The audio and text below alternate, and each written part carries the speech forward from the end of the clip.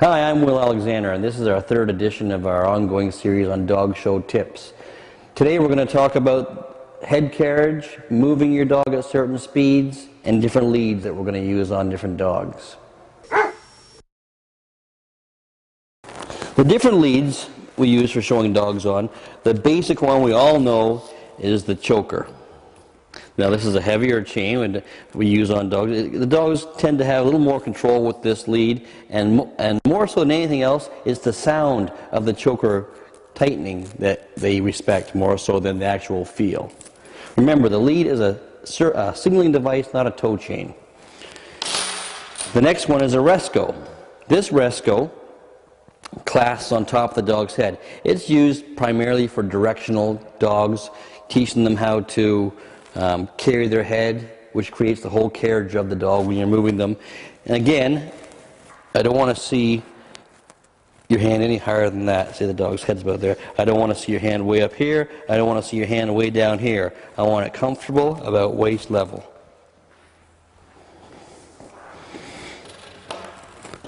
The next one is a martingale. If you look close, the martingale is still a chain, and it tightens up to a point, but not entirely like a choker. It's sort of a combination of these two leads, of the Resco and the typical choke chain. I use this for directional again, but I also can use it on poodles because you can still spin it around and not worry about messing up their hair, for one thing. And it's a carriage lead again as well. It creates carriage, head placement, and so on. This is a soft choker. I use this mostly on veteran dogs that have shown quite a bit and they know what they're doing. It's the same lead as the chain lead, but it's a softer lead. You can still have the same control. You can put it on top or below. It's a nice lead. I use that a lot. And this is a leather lead. I tend not to use these as much as most people do, but it's the same thing. It's just a different feel. It's still a part of this lead. It's the same as the choker or the soft choker. It's just a leather version of it. It's a little tighter, and it tends to be, since it's so thin, it tends to get into their throat a little. Are you okay? Yep. A lot of people put the collars on wrong, the chokers, the collars themselves. To put it on correctly, you should look at it, and from my view, it should be a backwards P. From your view, it should be a correct P. It should go over the dog's head just like that. And the reason we do it this way, when it tightens up, it still releases. You can still send a signal, but you're not going to choke the dog. When you put it on backwards, which is this way, it tends not to release. And the dog ends up gagging going around the ring, and you'll know right away. I've walked into a ring, the judge says, take them around. First few steps, I'm thinking, oh my, it's on backwards. I've had to stop and correct it.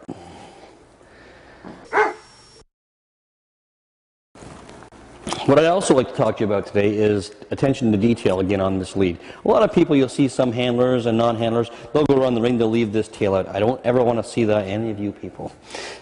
Roll it all up into one ball, hide it in your hand. I don't want it any higher than about there. Remember, this is a signaling device. This is not a tow chain. This is not for dragging your dog around. This is for signaling your dog, letting your dog know what you want from them. You can break your dog by checking up and verbally talking to them. A lot of people will pull back, and that's the wrong signal to take, because you're going forward, but yet you're pulling back. You're making a mistake. You're sending the wrong signal. Let's go, but not really. Check up and tell them. Say, Fergie, slow down. Use your body weight. You outweigh most of the dogs you show. Use your body weight. Slow them down with your body weight, signaling up, and talking to them. Eventually, once your dog gets used to it, you'll be going around the ring. And all you have to do is give them a slight little check, and they'll know exactly what you want.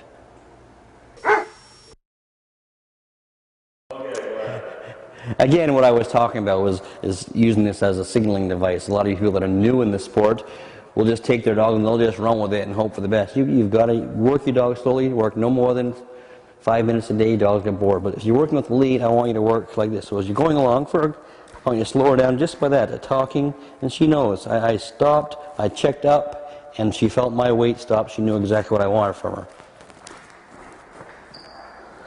If I was going a little bit faster, slow down, Ferg.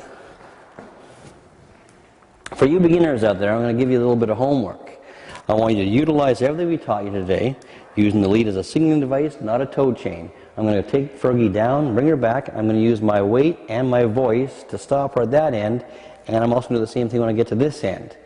But we're going to do it slowly because your dogs aren't ready for high speed yet. So something like this. Come on, Ferg. You check her, Ferg. Slow down, Ferg. Good girl. See how I signaled up when I did that? I'm going to switch hands so you guys can see what I'm doing. Again, this way. Come on, Ferg. Check up. Slow down. Good girl. And slow down. Now I'm going to do it down and back at a regular speed for the show for Fergie, and you'll see how we do it. Now, it may seem a little faster for you because you won't notice me actually stopping and talking to her, but you will see the pause. Come on, Fergie. Good girl. Slow her down. Slow her down. Good girl.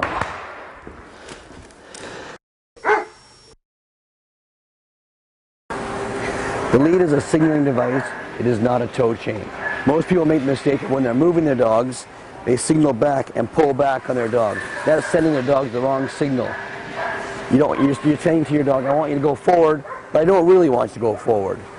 You try to signal your dog by checking up, using your voice, talking to your dog, and your weight of yourself to slow your dog down. So when you're moving your dog, rather than pull back, you would move your dog, signal up, and stop your dog. Good girl. A lot of people, when they move their dogs, they move their dog rather than moving with their dog. Such as they want their dog to, and they force the dog to do things. I don't want to see that. I want to see you moving with your dog.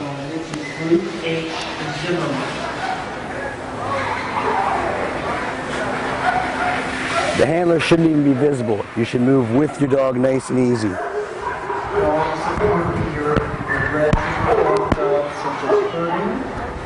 A lot of people make the mistake, mostly young people, when they're moving, they think they're on display and they try to loft themselves or suspend themselves as they're moving.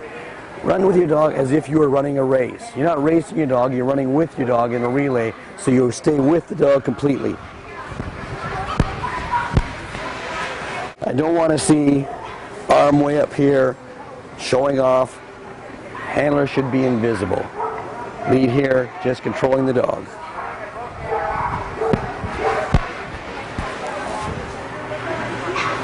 Just a quick recap. Lead placement. Attention to detail, keeping it clean. Lead completely in your hand. Arm placement. Lead is a signaling device, not a tow chain.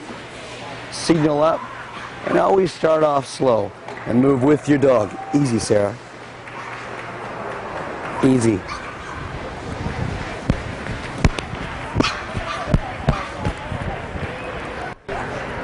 How was that?